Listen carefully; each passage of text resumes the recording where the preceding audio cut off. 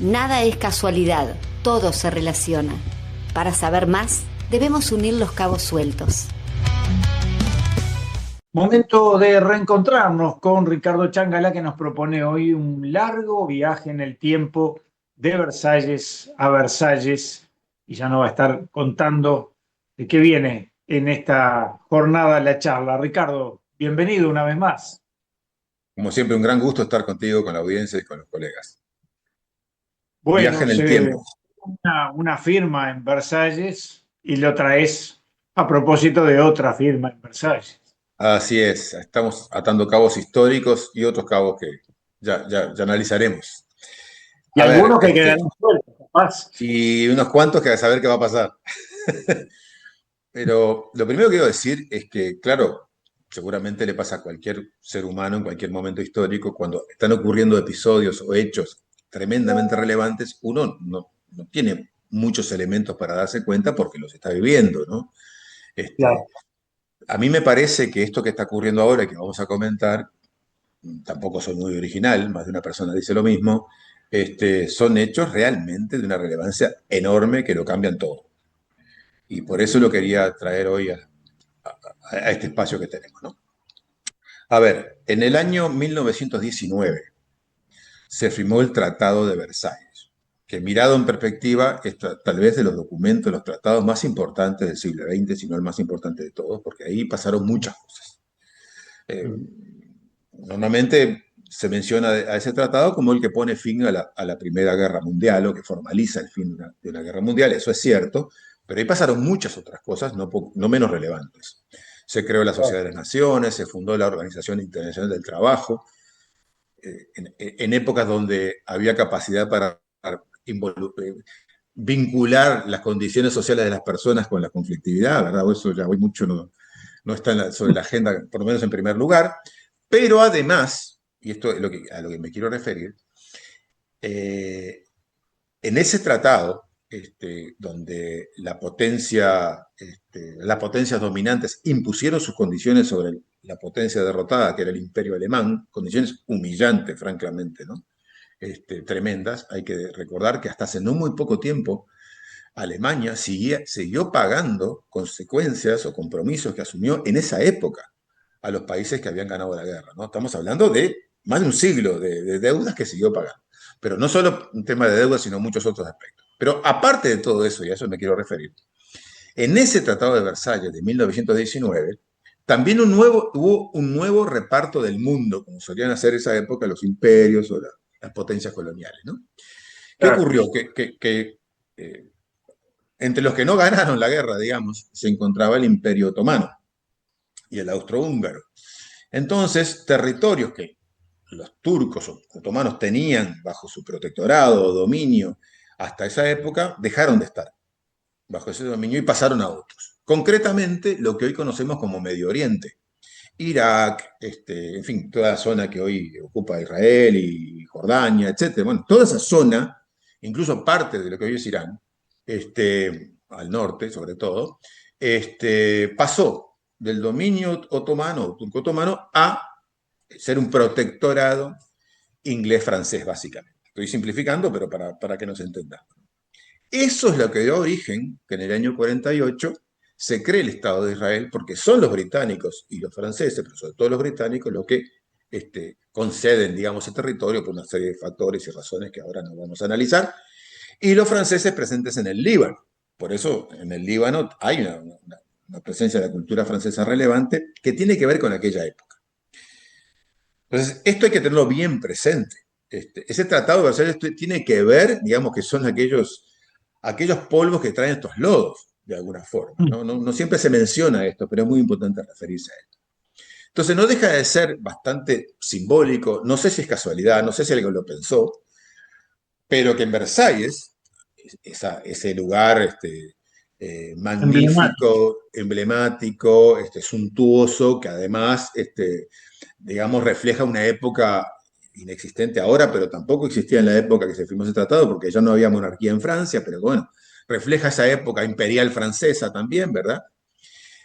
El 17 de junio de este año 2026, ahí el presidente de Estados Unidos firma el memorando de entendimiento, de acuerdo, el nombre que se le quiera dar, pero más o menos ese es el nombre que ha circulado, con la República Islámica de Irán, para no poner fin, porque en realidad es un memorándum donde acuerdan negociar un proceso de paz, ¿no? Con 14 puntos. Entonces, realmente es difícil no hacer un paralelismo, porque igual que en aquel momento en Versalles, quienes habían ganado la guerra impusieron las condiciones al que había sido derrotado en esa guerra, ¿no? Y la verdad, uno mira los 14 puntos y cuesta encontrar algo que no sea una concesión de los Estados Unidos a la República Islámica de Irán, ¿no? Porque en realidad los puntos que podían ser favorables, como por ejemplo el no comprometerse a desarrollar un arma nuclear, ya era una decisión de la República Islámica de hace mucho tiempo, ¿sí? O algún otro vinculado al cese del uso de la fuerza, pero es lo que está diciendo el país que ha sido invadido y ha sido agredido. Pero cuando ves el resto de los puntos, realmente, para mí, me parece, y como te digo, no estoy solitario en esta visión, implica una reconfiguración absoluta de las relaciones geopolíticas en la zona y creo que un poquito más allá también, ¿no? Solo quiero mencionar 2 o 3 cosas que me parecen absolutamente fundamentales. Este acuerdo que se firmó, después hubo una reunión, hay idas y venidas, porque además el presidente norteamericano en su estilo sigue escribiendo y diciendo cosas que nada tienen que ver con lo que firmó. Bueno, en fin, ahí hay todo siempre una ida y venida. Pero cuando uno va a los hechos objetivos, ahí lo que ocurre es que Irán se coloca, se posiciona y es reconocida como tal, como una potencia regional, porque no solo habla por sí mismo, habla por el pueblo del Líbano y habla por otros, habla por los palestinos, es decir, habla por otros pueblos, otros países de la región que no son el propio Irán. Lo mismo hace Estados Unidos, porque en definitiva asume compromisos que le corresponden a otro Estado, que supuestamente es un Estado independiente, que es Israel, que no está muy contento con la firma tanto.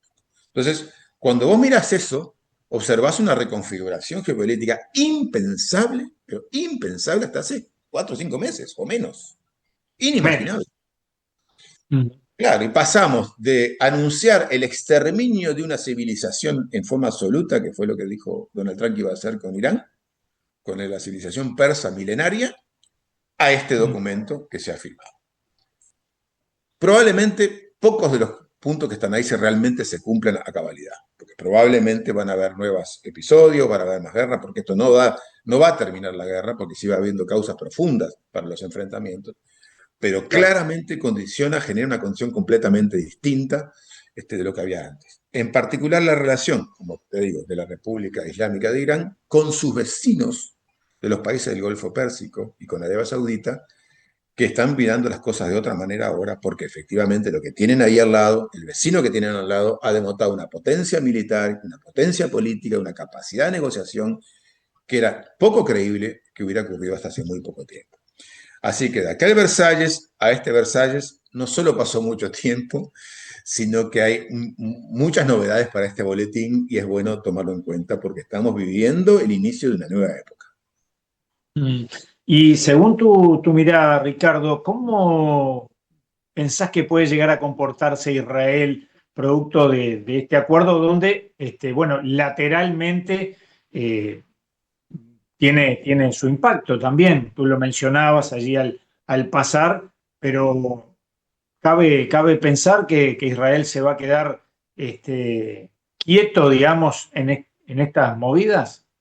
La primera reacción de Israel fue aumentar su agresión al Líbano. Sí. Que es el primer punto del acuerdo. De alguna forma fue el intento de sabotear esa cosa. Cualquier analista mínimamente avisado sabía que eso es lo que iba a ocurrir. Sin embargo, han pasado los días y eso ha disminuido y de hecho parece haber un compromiso en este momento, ¿no? De no avanzar con acciones bélicas. Sin embargo, todas las autoridades israelíes, no solo el gobernante actual, sino incluso líderes de la oposición en Israel, están en contra de este acuerdo, les parece que no es una buena idea y siguen insistiendo en su necesidad de desarrollar sus acciones bélicas sobre sus enemigos, que a esta altura son casi todos los de la región, por no decir todos. Entonces, en realidad, más allá de la voluntad concreta, personal, individual, que pueda haber en este momento, si tú mirás el escenario geográfico y si realmente avanza un proceso de negociaciones entre Estados Unidos e Irán, las posibilidades reales de Israel de sostener una constante enfrentamiento bélico con sus vecinos y particularmente con Irán cada vez son más limitadas. Así que por eso digo que eso va a generar nuevas situaciones, nuevas condiciones que hasta hace muy poco tiempo no hemos visto. Nadie tiene la bola de cristal exactamente qué va a pasar. Israel tiene capacidades militares importantes, pero no deja de ser un país muy pequeño, con muy poca población y con demasiados enemigos. De manera que es difícil que pueda sobrevivir mucho tiempo si no hay una revisión total de su política exterior. Y bueno, habrá que esperar entonces porque países como los nuestros, vaya si dependen de esas firmas, de esos acuerdos en múltiples aspectos, ¿no? El combustible es tal vez el más notorio. Por supuesto, y eso es un factor fundamental. En realidad, en una de las conferencias de prensa que dio el presidente de Estados Unidos sobre este tema, lo dijo muy claramente. El motivo fundamental de haber firmado este acuerdo es que ya no tenemos reserva de petróleo. Lo cual es bastante curioso, porque si vos mirás los datos hoy, Estados Unidos es el principal exportador de petróleo del mundo. Y sin embargo tiene Sí, problemas de reserva. Eso tiene sus explicaciones, pero claro. es una situación muy compleja, muy difícil, y que entre otras cosas, además de generarle problemas económicos internos, hace insostenible una presencia militar tan lejos de su territorio, porque necesita muchas cosas, entre otras combustible.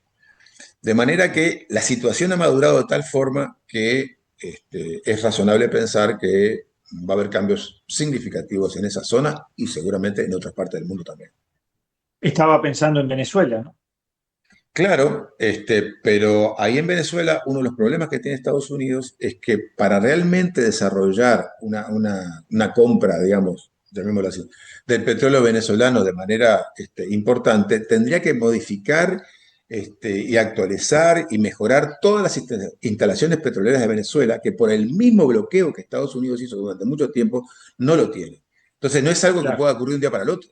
Eso significaría años de inversiones y ninguna empresa petrolera norteamericana está dispuesta a hacerlo porque no tiene réditos inmediatos. O sea, de verdad que la situación es extremadamente compleja para Estados Unidos. Ricardo, qué panorama nos acabas de plantear, ¿eh? Ya veremos cómo sigue. Ya veremos qué pasa. Muchas gracias. Nos reencontramos la próxima semana.